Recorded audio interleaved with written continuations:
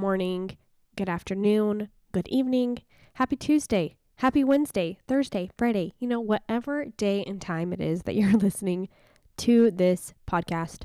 Welcome to another episode of the Sippin' on Stories podcast. I'm Mandy Corey, your host, and I'm so delighted that you are here. Okay, guys, I have an update regarding our listener names. I had a lot of people write in suggesting names, and I just wanted to say thank you for participating in this. It was fun for me. I did have some repeats from various people, but I went through and I just compiled a list of the ones that I kind of liked the most out of the options. So I'm going to see if I can leave a poll on Spotify so that you can vote there, but I'm also going to put a poll, or I may do it bracket style where you guys vote on two and then we'll just go and see which one ends up ultimately winning. So head over to my Instagram page, Sippin' on Stories podcast, and vote there because it is the name that you are going to be called. So I want to leave that up to you. So I've got 6 here that I narrowed it down to. We have Drinking Buddies, Sodies, Drink Gang, Sipsters, Sippers, or Refill Fam. So head over to the Instagram. I will have that poll up on Tuesday and we'll just go. I think I'm going to do it bracket style. That sounds fun. So I'm going to do that. We can vote throughout the week which one you like and we can see which one wins. So thank you again for everybody that submitted names. That was fun. Okay, so for our episode today, we have my wonderful sister-in-law, Justine, who really has been more of a friend to me than a sister-in-law. We became pretty close even before I was married. So love her, and I am grateful for her that she came on. She decided to have a more vulnerable conversation with us today about her eating disorder and navigating that through her childhood and into adulthood. So I think it was a good conversation to have. So here is Justine for our story today.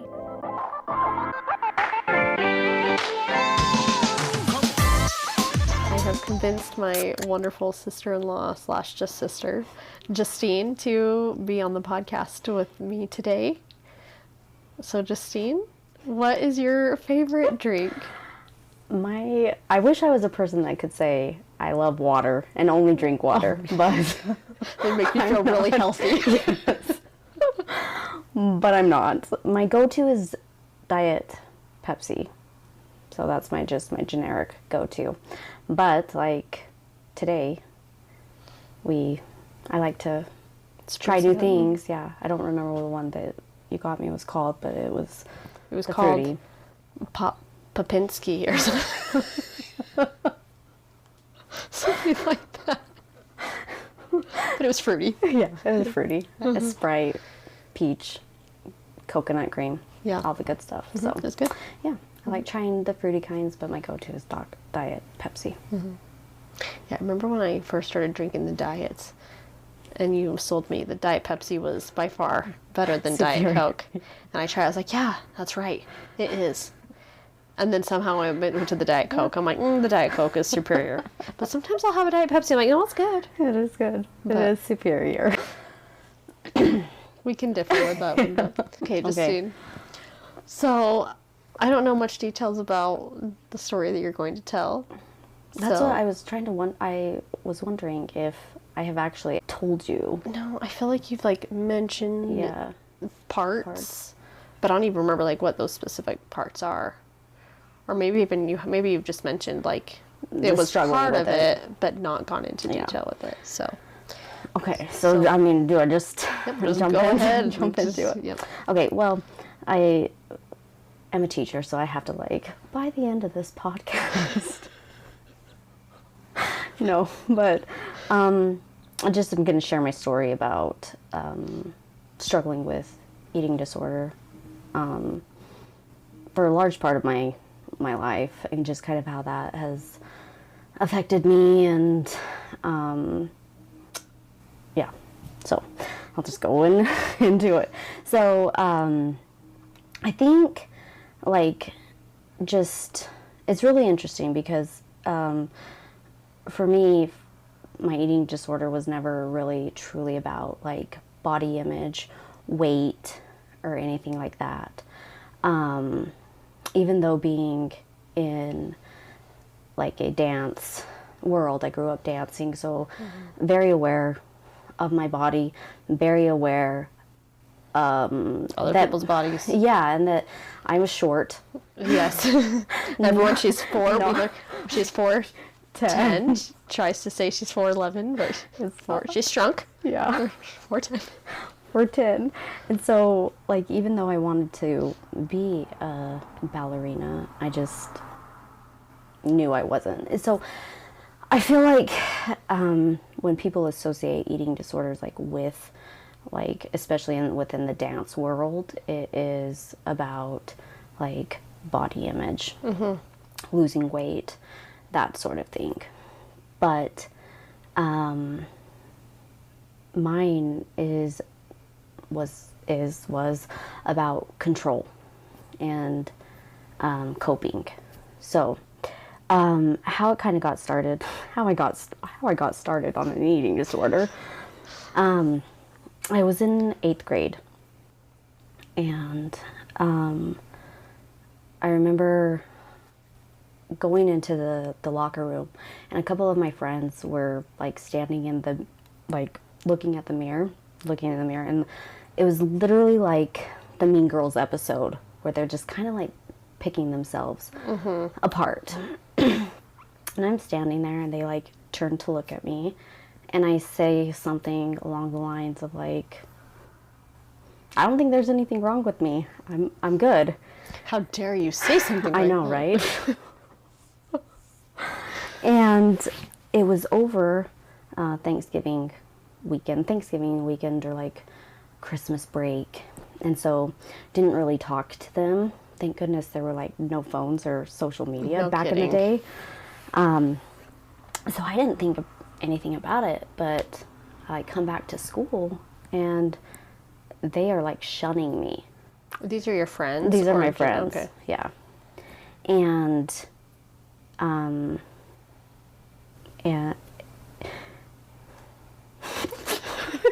just lost my place. Okay, they're like shunning me, and I don't know, we finally, like, at lunch or something, I'm like, what's going on? Are you guys mad at me? And Yeah, Justine will just straight up ask you what's going on. if you know me at all, I'm not gonna let that slide. And they're like, well, we just thought it was really, like, disgusting of you that you said there was nothing wrong with you. And I was like, okay. And so I don't remember like making a conscious like, okay, I'm just gonna stop eating. I'm sure it started with like stress of like worrying about friends, worrying about what was going on like around about me at school. And so like at some point I just kind of stopped eating. And did that for quite a while. I really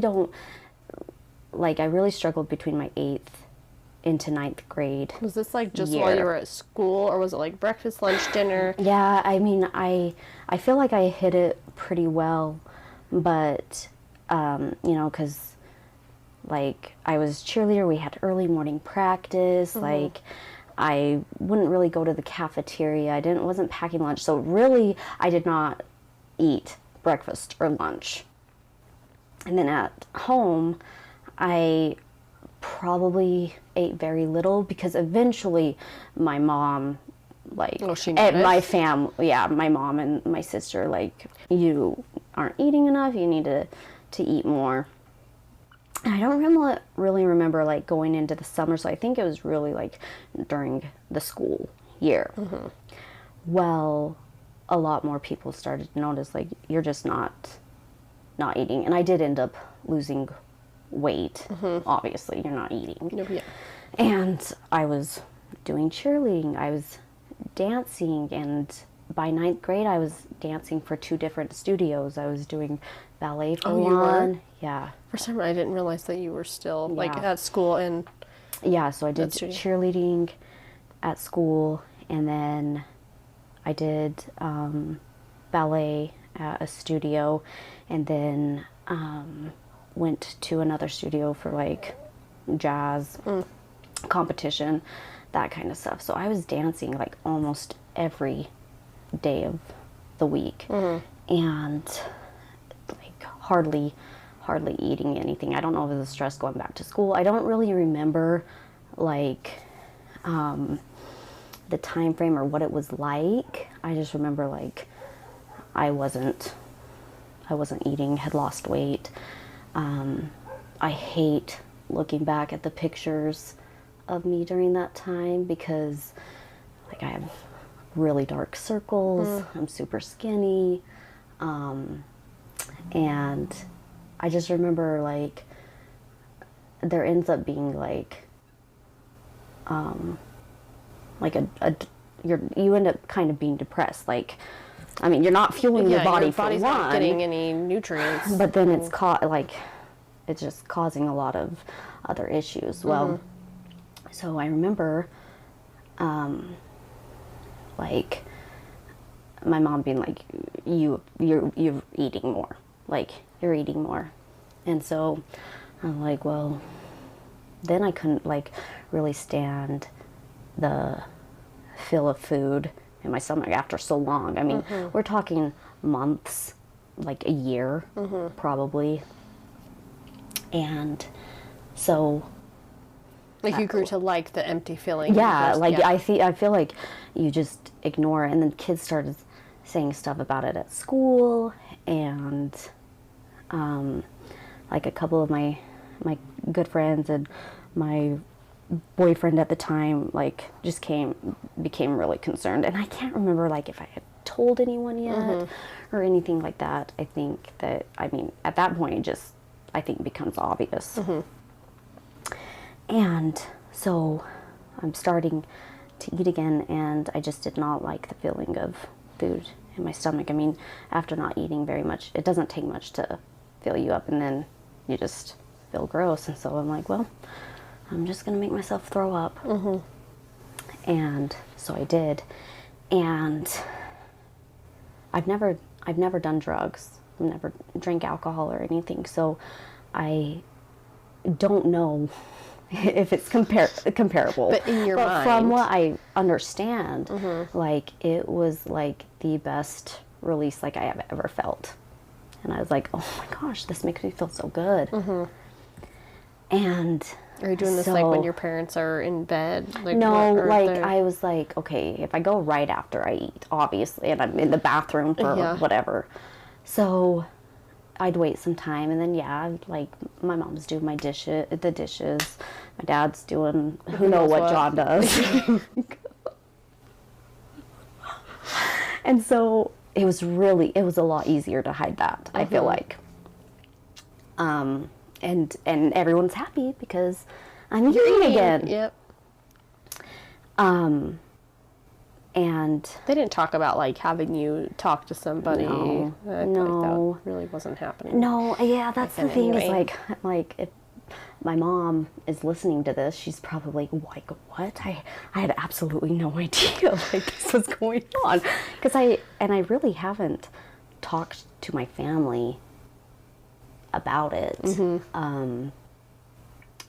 Like the magnitude yeah, of what the it magnitude exactly all was. of it, and I don't know that they ever knew about the purging, like the throwing up. And I feel like there was a lot less resources. Oh yeah, back then. People didn't really talk about things back then. No, and I think like my parents probably chalked it up to just she's being a teenager, you know, going through whatever a teenage girl does at 15 years old. And so yeah, I was doing it like every day for every meal or every time I ate, you know. And it wasn't like I was binge eating. It was just whatever I you ate. ate, I would go and make myself throw up. And I don't think I was still eating at school, but I know I was eating at home, and that's when I would do it. And so that was like through the first part of ninth grade. And I feel like just I was starting to kind of get really depressed, you know, just being like, I mean, one thing, when you are hiding something, It doesn't make you feel good. It doesn't make you feel good. Like, I knew what I was doing was not good. Like, harming my body, you know, as far as the church goes and word of wisdom of, you know, we're taking care of our bodies, promoting just health in general. I knew, like, what I was doing was not making me a better person. But I felt like all my problems were going away because I finally had control over something. And I mean, being a teenage girl is hard. Well, yeah, I was gonna say, did you feel like there was anything that was like you felt like you didn't have control over? I feel like probably probably school aspect. I'm sure is what it was. Like, I mean, stressful for anybody. I don't think, and the thing is I don't think I understood that it was for control reasons or coping Until later. Yeah, until later. But I still never was like, oh, I need to lose weight. Like, it has never been about that. I mean, even now when I'm like, okay, I need to get myself together. I need to start eating some salad. It's not like, oh, you know what? If you just stopped eating or you made yourself throw up, like, it hasn't been about that. And so, but I remember we went to Wingers for Britt's birthday, or someone's birthday, actually. I don't know if it was his, but I remember just the whole dinner being like, I cannot wait to get home and throw up. And I'm like, here everyone is enjoying themselves, having fun, laughing, and here I am. That's what I'm thinking about. And I even went into the Wingers bathroom. Oh, you did? I did. Because they were taking forever to finish up. Hurry up, guys. I've got things to do. I got things to do. I've got places to be. And I just remember, like, washing my hands and looking in the mirror and just being like, who are you? Like, why are you even doing this? And I think at that point it kind of had become like an addiction, you know, because you're like, you asked the question, like, what did you feel like wasn't in control? And I'm like, truthfully, I don't know at that point if it was, or if there was, or if it was just like, this is something I've been doing for so long. I like it. Yeah, it makes me feel good. Yeah. And so, like, I just was like, this is not who I want to be. And it was shortly thereafter that, like, one of my best friends at the time, and my boyfriend at the time, and my best friend's sister, who is like a therapist, and his sister, they came over to my house for like an intervention. Oh, they did? They did. And Justine was there. She was in the intervention? She was there in the intervention. I didn't know they were coming. And was Justine, like, aware? Yeah, Justine was aware, and I can't remember if I had talked to her about it, or if she just, like, knew, like, something's going on. And so, I said, okay, like, I'm gonna stop. And what did they say? I don't really remember. You just remember it happened. I just remember it happened, and it was at Christmas time. Okay. So it was at Christmas time in 9th grade. And so at this point, it has been, like, over a year of not eating and then throwing up. Yeah. And I don't know what was, I just remember my friend's sister was like, okay, like, I'm going to be checking in with you. You need to be keeping a food diary.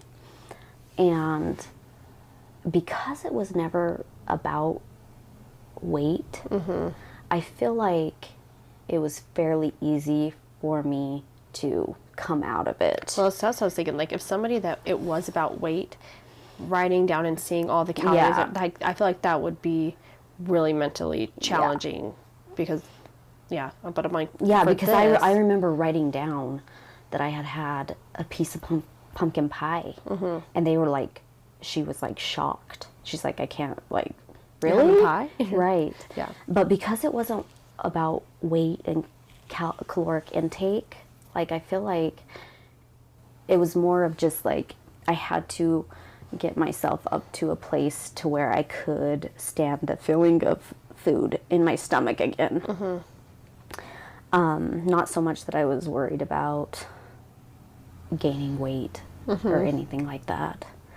And so I did, and the school counselor knew, and so I was checking in with and how did the school people. Counselor know? I can't remember if I told him or if my friend had said something. Like, I can't remember. I forget that there's a school counselor. Like, the fact that you said that, I'm like, oh, people actually use that. Right. Like, and they actually were able to counsel people. Yeah. Yeah. I just found it really interesting that people were like, that they didn't tell my parents. Well, that they trusted me to tell my parents, and I did not. Yeah. I mean, I was afraid of... You don't think that secretly they did, and... I don't think my dad did. I don't know. We'll find out once this goes out. Right. Well, if they ever listen to it. Mom, don't give me a call. All is well. Oh, yeah. Because I mean, well, you've been in my family long enough. I've been in here plenty. We don't talk about feelings. What are those? And so I didn't want I feel like I didn't want the pity, like because I knew that they would feel bad. I mean, right? What parent wouldn't, you know? And not that they feel like they failed me, but my mom, I think, did know to an extent because she made me quit one of the dance studios. Oh, she did? Yeah, and I didn't fight. Yeah, I didn't fight her on it. I think it just came to a point where, like, you need to make changes in your life. And I can't remember if I even said, like, I'm feeling like this is too much for me. She's like, okay, well, what one are you more passionate Did you choose ballet? About? I did. Yeah, I chose ballet. And because I was still doing cheerleading, so I feel like but I was really sad because I had finally gotten to a studio where I feel like they recognized that I had some skill and talent. And I had already done some competitions, so it was a really big deal. I remember going in and talking to the, I don't know, coach, teacher, owner. Trainer? Yeah. No. And just saying, like, I'm sorry, but I'm not going to be able to do this anymore. I have to take care of myself. And she's like, what's going on? Like, you keep holding your stomach. And I'm like, yeah, I have not been taking care of myself. And she's like, okay. And she was really kind about it. But, like, I feel like I had a good foundation to kind of make that healing journey. But I still feel like I was super young, that I didn't understand, like, the magnitude of that for me. But... Nor do we realize a lot of the things. And I don't feel like there was a lot of information. Surely not like there is now. I mean, we knew about anorexia, bulimia, but still, like... Yeah, and I mean, it wasn't later that... And I kind of justified it too, like, I'm not binge eating. It's not bulimia because I'm not eating a lot and then throwing up. I'm just eating and then throwing what I'm eating. Yeah. And so it is, like, it wasn't till later that I realized it's called, like, purging, like a purging disorder. And yeah. And I had heard about it just because of the dance world. Like, it is obviously a super common, it's a super common thing, both anorexia and bulimia. And so anyway, I was able to make it through my high school years, which is really shocking to me. Like, I look back and I'm just like, wow, I had no relapses. Yeah, really, that is in high school. like surprising. But, yeah, I don't know, like, and I can't say why I didn't. I just never felt compelled or felt the urge, even though I was still dancing. Like, You had a lot going on. yeah, still. But then in college, and it wasn't even like the start of college, it was like towards the end, like, for whatever reason, it's like and I remember it was at finals time. So I'm like, there's always a little voice in my head that's when things are complicated or out of control, or I feel like they're out of control. It's like, if you just threw up, you would feel so much better and everything would be okay. And so I did. And it didn't last nearly as long. I'm sure that, again, it comes with a lot of shame and guilt. Of course. And so, like, eventually, it's just always like, okay, this is not the person I want to be. This is not healthy. Well, let's see, you weren't married at this point. No. No, and I don't even think it was during the time that Clayton and I, it might have been when Clayton and I had broken up. I think you remember that. Actually, I think that was Clayton. Because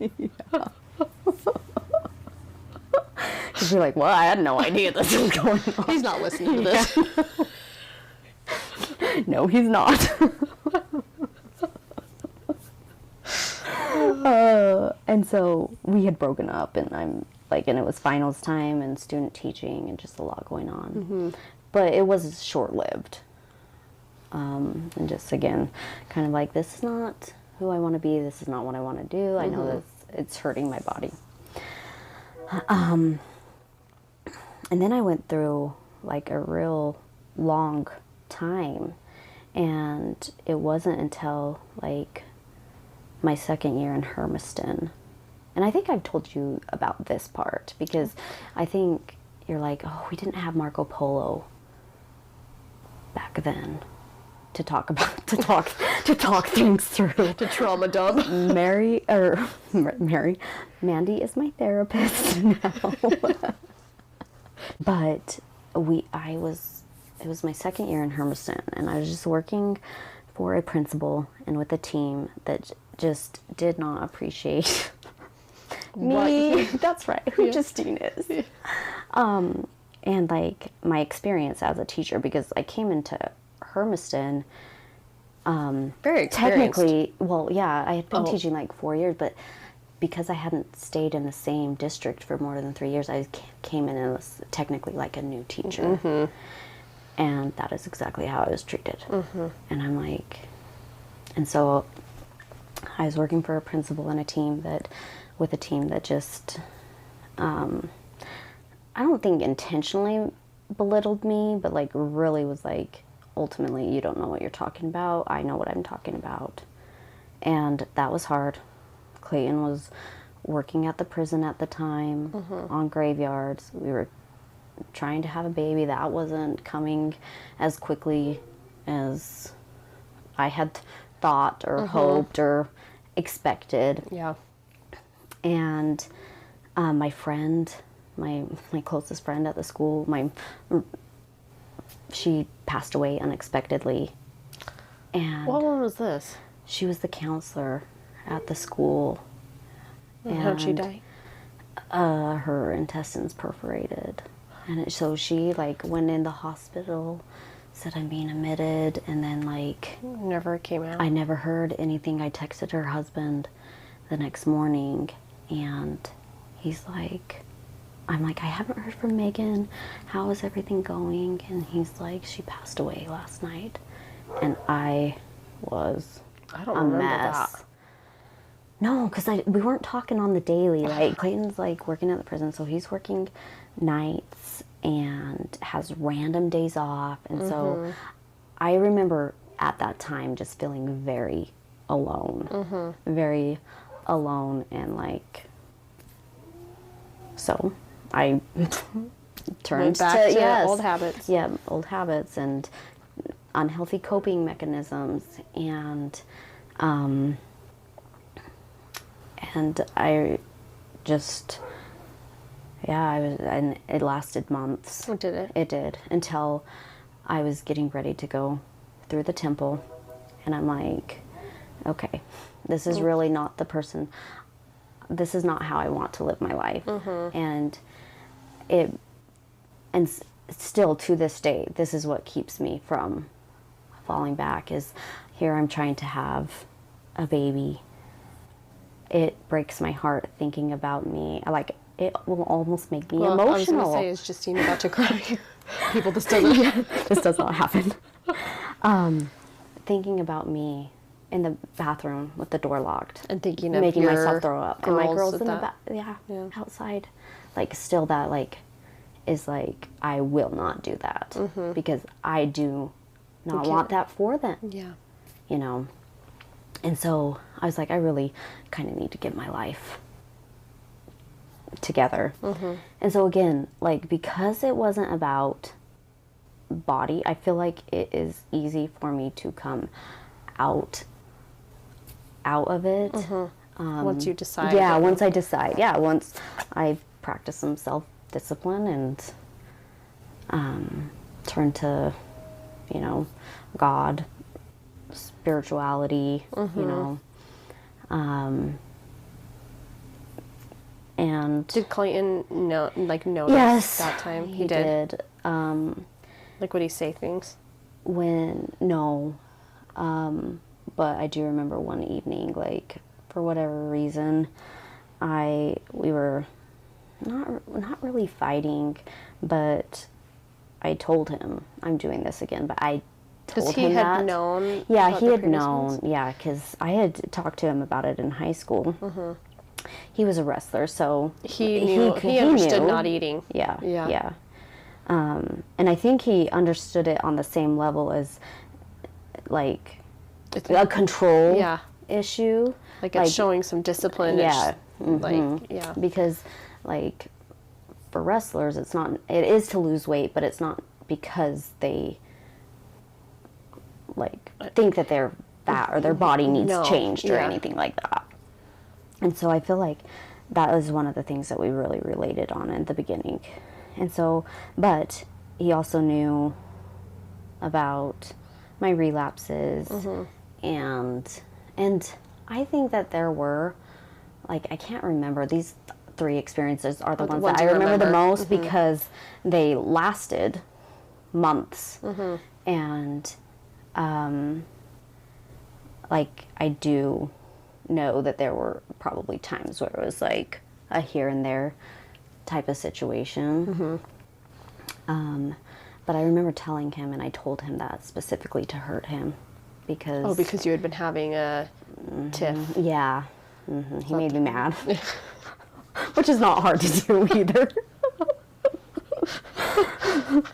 And I told him, and FYI, I've been doing this. And, I mean, classic Clayton, didn't respond, didn't give me the fight that I was looking for. Yeah. But it was shortly thereafter that I was just like, okay, I'm getting ready to go to the temple. I want to be able to say that I'm treating myself like I'm doing the best for my body that I can. I'm also trying to have a baby. I know that can affect, that's not healthy for pregnancies. And not the type of mom I want to be for my children, you know. And so it was shortly thereafter I went to the temple, and then like a month later, 2 months later, I found out I was pregnant with Acadia. I'm trying to think of the timeline. So Did you go in August? 2017. You went to the temple in August. And then it was in September. So it was the beginning of October when I found out I was pregnant with Acadia. Yeah. So, and then from there on out, I mean, like I said, I still have the voice in my head that is like, you know, you can just go throw up and you'll feel so much better. How often would you say you have that thought? This past year? This past year? It's like, I don't know. I mean, yeah, I feel like it's like whenever I feel like things are out of control. So, I mean, as a full-time working mom, as a mom in general, like, I feel like I can't put like necessarily like a time frame on it, but I mean, often enough that it's something I remember. And for a long time, I didn't want to talk about it. I do feel a lot of shame and guilt with it. Do you feel the shame and guilt from like mainly your adult years, or do you still have some back from middle school? I'm sure from back from middle school, because I feel like that was the longest time frame, and probably the most formative year. You know, like which is sad. So like I feel like if it's that long ago, we should be able to like let it go. But I do feel like talking about it and sharing my experience, especially I feel like it's maybe not rare, but like, do people really understand you still have an eating disorder, even though it's not about body image? Yeah, well, no, because I feel like I relate on at least a little bit. I wouldn't say I have had whatever, an eating disorder, but finding out I had diabetes, and all of a sudden it's like, well, you shouldn't eat things with sugar. I felt like before that point, it was like, it literally like was a switch flip, because before that point, I wasn't really thinking about the food I was eating or what I could or could not eat. The second that happened, it was like I would purposefully eat things that were not healthy for me because, well, I still can control. Like, I'm going to show myself that I can still control it. And I feel like ever since then, I like, you know, the food noise, I didn't have that growing up. I feel like it was after I got diagnosed with diabetes, all of a sudden it was like, well, what can I eat? What can I do? And it was like almost a form of, just controlling what I could not control. And, well, I'm going to prove that I can still do this. And so I wouldn't necessarily say eating disorder, but there are some times that I'm like, it does feel that with like, it feels almost, I can't control it. Yeah. Like I know that I'm doing it as a way of having some form of control over the food that I'm eating. And life,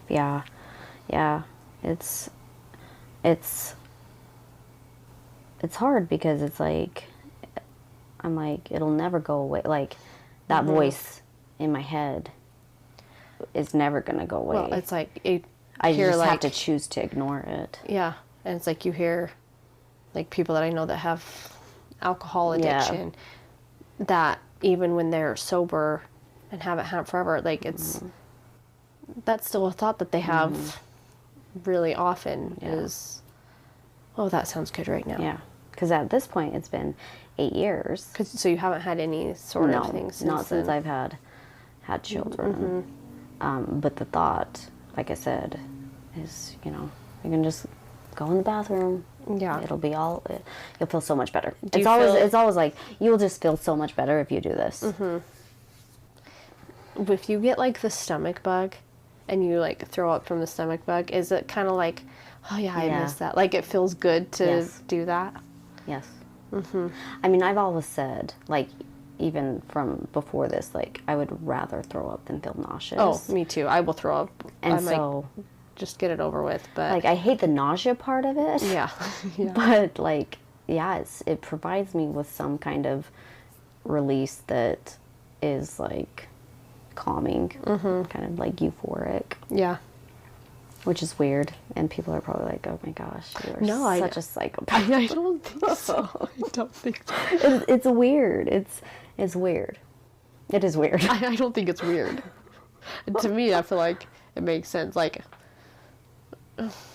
even like just when you have an upset stomach, you throw like it just feels better. Yeah, like and so to have something that it's felt better for more than just sickness. And I don't feel like I've ever been like, okay, like I really want to keep this going. Yeah. You know, like it's just, Yeah. But there is a little bit of like, But just the way I feel, like, while doing it and after, yeah. yeah, I feel like it's crazy. good that you do feel like that you want to talk about it, because again, Yeah. like with your girls, like to be able to have like I know. conversations. I mean, you're not going to have those yet, but you know, if you get to the point that you're like, no, this is a conversation that's, I'm very comfortable talking Right. about it. This is my experience. And I have noticed that, like when you are open, and maybe that's part of the healing process, like, is because it was so closeted, or at least I thought it was so closeted. Yeah. It may not have been. That, like, yeah, sharing it is like, okay, yeah, this happened. It's really something I'm not proud of, because I don't feel like anyone's proud of the unhealthy coping mechanisms they use. Yeah. But We all have our own unhealthy yes, coping and I mean coping that's mechanisms. yeah, and so, you know, and just I feel like a lot of people looked at our family as like picture perfect, I know, I did. and then you found us out, and you're like, whoa. No, sometimes I'm still like, oh my gosh, so these people are like, Mandy's like the black sheep over here. I definitely don't fit in all these areas. That is like how I felt, though, that because I'm like, That you were here's the my black I mean, sheep. Jocelyn is She's got a halo. She does, still to this day. Yeah. She can do no wrong. She cannot. And she didn't do anything wrong, that's the thing. Like. And then you got Britt, who, well, I don't know. He still wasn't, he wasn't doing anything wrong either, you know? Like, Yeah. and so here I am with this still, big I'm like- secret. Yeah. Yeah. I was gonna say, being married to Britt, it's like, have you ever made a mistake in your life? I'm just making up for all of them. Yeah, and so, Anyway. yeah, like, we came from... And your dad's like, stake president. Yeah, He's been a well, bishop. not that, yeah, at that point, he's bishop. Yeah, Yeah, and so I but didn't he want to has- go in and counsel with my dad. Yeah. Which I don't think you I would've- know, But still, no, but it's still like, yeah. like everyone else is talking to him, but like I don't want to. And I feel like that was part of some of the shame that came with it. It's just like, you know, this picture perfect family, and I've got this secret. that's, you know, not ideal, not healthy. I mean, not breaking the law or anything, but No, but like still. it's still something that like you don't want for your child, you don't want for anyone that you love. Yeah. You know. And so I think that some of the shame and guilt probably came from that too. Oh yeah, I'm sure. Yeah. I mean, it's a it's no stalker story or No, I as you're sitting there listening, I'm like, no, or hit on my children. no, but like I remember I go back to Allie's episode with the drug addiction, and I'm like, I think it's a really important thing to talk about, and for there not to be this like stigma about it or hush hush, like, okay, it happened, but let's pretend it didn't let's pretend happen. like it didn't, Like yeah. Because that happens a lot. it does. And it's really easy to, like, I mean, yeah. But I feel like a lot of people Sorry. can relate on some level. level. Yeah, that's what I was going to say is whether they had, were throwing up in the bathroom, whatever. Like I said, I feel like we all have our own unhealthy coping mechanisms, so that, like, a lot of people are going to be able to relate to some of this, or even just like having a secret that you feel shameful about Yeah. and don't talk about, like, very relatable Yeah. things. And it's just nice to hear somebody else Yeah. And talk it's, about it. It's something I definitely worry about, like, for my girls, too, like, you know. that they're just- going to have some. Yeah, thing. especially Well- if they continue in the dance. Oh, The yeah. dance world. And nowadays with phones, Yeah. it's like social media and what. a whole other Yeah. ball game and comparison, and yeah, I worry about it too. So, yeah, like you were saying, to have those conversations, I don't know when or how, what that'll look like. Yeah. But still. Yeah. Yeah, I appreciate you sharing this. I know Thank you for listening. There was times it's like you would talk about like, oh, I had some unhealthy coping mechanisms. Or like, yeah, I had some, but yeah, I don't like. I had never gone into detail like that. And I think too. Yeah, I don't think so. And I think too. Like I knew you when you were going through the student teaching times, and when you're in Hermiston, and like really, I had no idea. Yeah. And also, I will talk about my own like diabetes journey at some point on the podcast, but like you were a large part of me finally going to the doctor when you like looked at me dead serious and said, have you stopped eating? And I didn't know that probably at that point too, like it's a lot like, oh yeah, no, I've been there. I've been there. Like don't do like checking in on me and making sure that I wasn't going down that path. And really I'm like, no, my pants don't fit me anymore. You know, like I didn't know, but it does bring like kind of full circle. Yeah, and bring some context more to that too. Yeah. Because it is, like I said, I do not like looking back in those pictures. Now, the other, like, 2 times didn't get as bad just because it wasn't as long. And so, really, I look back at the pictures in 8th and 9th grade, and I'm just like, I just feel bad for that like, girl, that person. Yeah, because I just remember how, and really, it also came down with just, like, how alone I felt at the time, like during those times, you know, and just like you're hanging on to this, you're like going through this, and you just feel like I'm a dirtbag. I feel like trash. Like I feel like trash. Yeah. I'm letting everybody down. Letting my family down, myself down. And so I just like I hate looking at those pictures. Like I like skip them. And I'm sure if I looked at them, I'd be like, "Oh, cute little Justine." Yeah, like I want to see. I don't know. Like you can, like I remember, like one. I remember one specific picture, and I had just gotten my point shoes, and I'm like in black tights, black leotard, and I just look sick. Like it's very obvious in that picture. Dark circles, and I am so tiny, which. I was a tiny person tiny, to begin with, and so it was just I don't remember the weight because it was never about weight, and so I never know how much I had lost. No.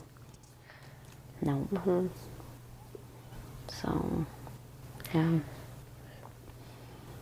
that's my story. That is my story.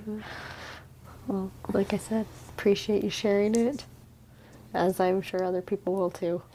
I hope so. I will not be listening to it. You'll skip this one. I'll skip this one. But yeah, I hope that like I don't know, maybe it just sheds some light for other people, or they can relate on some level. You know. Yeah. Well, we're gonna continue this conversation after we hang up. Yeah. But all right. Yeah. Okay. To everybody else. Bye, Justine. Bye.